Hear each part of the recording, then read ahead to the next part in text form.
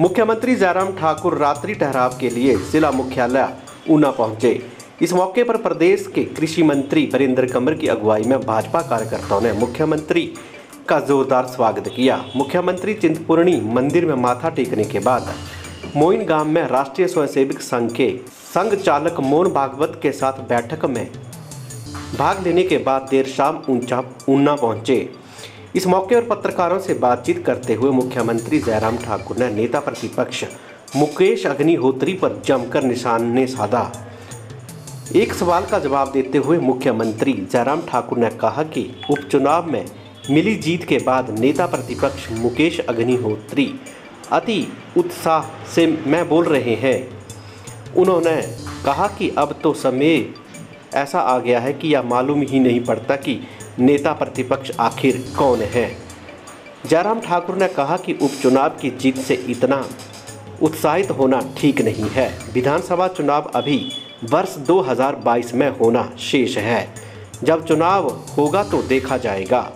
कांग्रेस द्वारा हिमाचल को बेचने के आरोपों का जवाब देते हुए मुख्यमंत्री ने कहा कि हिमाचल की किस सरकारी संपत्ति को प्रदेश सरकार ने बेचा है, मुकेश अग्निहोत्री साबित करें। उन्होंने आरोप जड़ा है कि नेता प्रतिपक्ष जनता को यह भी बताएं शिमला का टूरिज्म का सबसे बड़ा होटल वाइल्ड फ्लावर हॉल किसने और क्यों बेचा था। उन्होंने कहा कि भाजपा सरकार के समय में हो रहे निवेश नेता प्रतिपक्ष को कुछ और ही दिखाई दे रहे हैं। नेता विपक्ष जो है वो लगातार कह रहे हैं कि 4 सीटें हारने के बाद अब जो इलेक्शन आएंगे उसमें भाजपा जो है 8 तक सिमट कर रह जाएगी और कांग्रेस के साथ हो जाएगी। देखिए, वक्त जवाब देगा। मुझे लगता है कि बहुत ज़्यादा उत्साह में है वो, और अब तो ये स्थिति है मालूम नहीं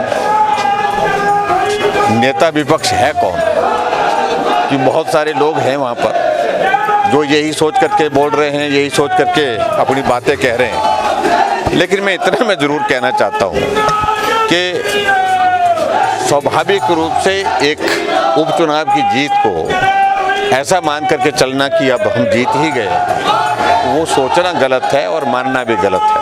इसलिए मैं उसके बारे में कुछ नहीं कहूँगा। मैं सिर्फ एक ही चीज़ कहूँगा कि इस जीत से इतना उत्साहित मत हो जाओ, और जब चुनाव आज 2022 का आएगा सामने होगा सारा परिणाम। आपकी सरकार पर हिमाचल को बेचने के भी आरोप जो है वो लगातार लगे।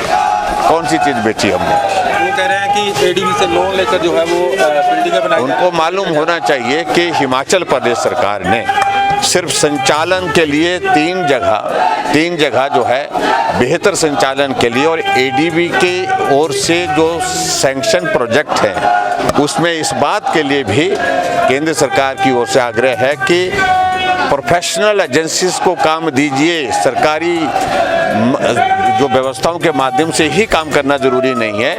प्रोफेशनल एजेंसीज को दिया है, ट्रांसपेरेंट तरीके से उसमें हुआ है। लेकिन अगर बेचने की बात आती है तो उनसे ये पूछिए कि आपकी ही सरकार ने शिमला का जो सबसे बड़ा होटल है, जो टूरिज्म के पास था कभी, और उसको बेच करके जो वाइल्ड फ्लावर हॉल, मैं नाम भूल रहा था उसका, वाइल्ड फ्लावर हॉल जो है हजारों करोड़ की प्रॉपर्टी है, जिसको बेच करके जो है प्राइवेट कंपनी को दे दिया, और इस बात का जवाब उनको देते नहीं बनता है।